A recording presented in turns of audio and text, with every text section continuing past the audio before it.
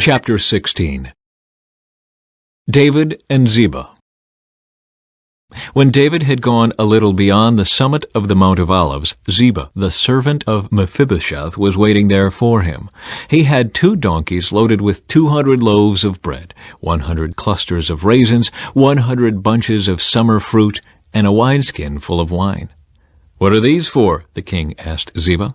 Ziba replied, "The donkeys are for the king's people to ride on, and the bread and summer fruit are for the young men to eat. The wine is for those who become exhausted in the wilderness." "And where is Mephibosheth, Saul's grandson?" the king asked him. "He stayed in Jerusalem," Ziba replied. "He said, 'Today I will get back the kingdom of my grandfather Saul.'" "In that case," the king told Ziba, "I give you everything Mephibosheth owns." "I bow before you," Ziba replied. "May I always be pleasing to you, my lord the king." Shimei curses David. As King David came to Bahurim, a man came out of the village cursing them. It was Shimei, son of Gera, from the same clan as Saul's family. He threw stones at the king and the king's officers and all the mighty warriors who surrounded him. "Get out of here, you murderer, you scoundrel!" he shouted at David. "The Lord is paying you back for all the bloodshed in Saul's clan. You stole his throne, and now the Lord has given it to your son Absalom. At last you will taste some of your own medicine, for you are a murderer." "Why should this dead dog curse my lord the king?" Abishai, son of Zeruiah, demanded. "Let me go over and cut off his head." "No," the king said. "Who asked your opinion, you sons of Zeruiah? If the Lord has told him to curse me, who are you to stop him?" Then David said to Abishai and to all his servants, "My own son is trying to kill me. Doesn't this relative of Saul have even more reason to do so? Leave him alone and let him curse, for the Lord has told him to do it. And perhaps the Lord will see that I am being wronged and will bless me because of these curses today." So David and his men continued down the road, and Shimei kept pace with them on a nearby hillside, cursing as he went, and throwing stones at David and tossing dust into the air. The king and all who were with him grew weary along the way, so they rested when they reached the Jordan River. Ahithophel advises Absalom. Meanwhile, Absalom and all the army of Israel arrived at Jerusalem, accompanied by Ahithophel. When David's friend Hushai the Archite arrived, he went immediately to see Absalom. "Long live the king!" he exclaimed. "Long live the king!" "Is this the way you treat your friend David?" Absalom asked him. "Why aren't you with him?" "I'm here because I belong to the man who is chosen by the Lord and by all the men of Israel," Hushai replied. "And anyway, why shouldn't I serve you? Just as I was your father's adviser, now I will be your adviser." Then Absalom turned to Ahithophel and asked him, "What should I do next?" Ahithophel told him, "Go and sleep with your father's concubines, for he has left them here to look after the palace. Then all Israel will know that you have insulted your father beyond hope of reconciliation, and they will throw their support to you." So they set up a tent on the palace roof where everyone could see it, and Absalom went in and had sex with his father's concubines. Absalom followed Ahithophel's advice just as David had done. For every word Ahithophel spoke seemed as wise as though it had come directly from the mouth of God. Chapter 17.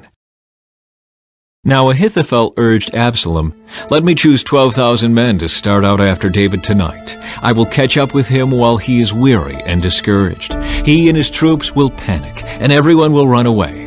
Then I will kill only the king, and I will bring all the people back to you as a bride returns to her husband. After all, it is only one man's life that you seek. Then you will be at peace with all the people." This plan seemed good to Absalom and to all the elders of Israel. Hushai counters Ahithophel's advice. But then Absalom said, "Bring in Hushai the Archite. Let's see what he thinks about this." When Hushai arrived, Absalom told him what Ahithophel had said. Then he asked, "What is your opinion? Should we follow Ahithophel's advice? If not, what do you suggest?" "Well," Hushai replied to Absalom, "this time Ahithophel has made a mistake.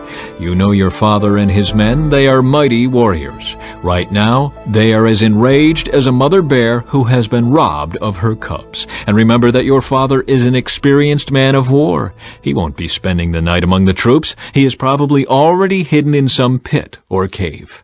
And when he comes out and attacks, and a few of your men fall, there will be panic among your troops, and the word will spread that Absalom's men are being slaughtered. Then even the bravest soldiers, though they have the heart of a lion, will be paralyzed with fear.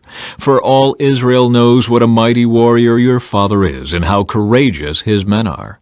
I recommend that you mobilize the entire army of Israel, bringing them from as far away as Dan in the north and Beersheba in the south. That way you will have an army as numerous as the sand on the seashore, and I advise that you personally lead the troops.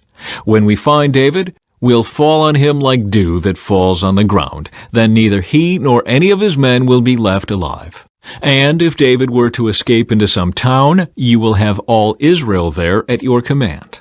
Then we can take ropes and drag the walls of the town into the nearest valley until every stone is torn down." Then Absalom and all the men of Israel said, "Hushai's advice is better than Ahithophel's." For the Lord had determined to defeat the counsel of Ahithophel, which really was the better plan, so that he could bring disaster on Absalom. Hushai warns David to escape. Hushai told Zadok and Abiathar the priests what Ahithophel had said to Absalom and the elders of Israel, and what he himself had advised instead. "Quick," he told them, "find David and urge him not to stay at the shallows of the Jordan River tonight. He must go across at once into the wilderness beyond. Otherwise he will die and his entire army with him." Jonathan and Ahimaaz had been staying at Enrogel so as not to be seen entering and leaving the city. Arrangements had been made for a servant girl to bring them the message they were to take to King David. But a boy spotted them at Enrogel, and he told Absalom about it. So they quickly escaped to Bahurim, where a man hid them down inside a well in his courtyard. The man's wife put a cloth over the top of the well and scattered grain on it to dry in the sun, so no one suspected they were there. When Absalom's men arrived, they asked her, "Have you seen Ahimaaz and Jonathan?" The woman replied, "They were here, but they crossed over the brook." Absalom's men looked for them without success and returned to Jerusalem. Then the two men crawled out of the well and hurried on to King David. "Quick," they told him, "cross the Jordan tonight." And they told him how Ahithophel had advised that he be captured and killed. So David and all the people with him went across the Jordan River during the night, and they were all on the other bank before dawn. When Ahithophel realized that his advice had not been followed, he saddled his donkey, went to his hometown, set his affairs in order, and hanged himself. He died there and was buried in the family tomb. David soon arrived at Mahanaim. By now Absalom had mobilized the entire army of Israel and was leading his troops across the Jordan River. Absalom had appointed Amasa as commander of his army, replacing Joab, who had been commander under David. Amasa was Joab's cousin. His father was Jether, an Ishmaelite. His mother, Abigail, daughter of Nahash, was the sister of Joab's mother, Zeruiah. Absalom and the Israelite army set up camp in the land of Gilead. When David arrived at Mahanaim, he was warmly greeted by Shobai, son of Nahash, who came from Rabbah of the Ammonites, and by Makir, son of Amiel from Lodebar, and by Barzillai of Gilead from Rogelim.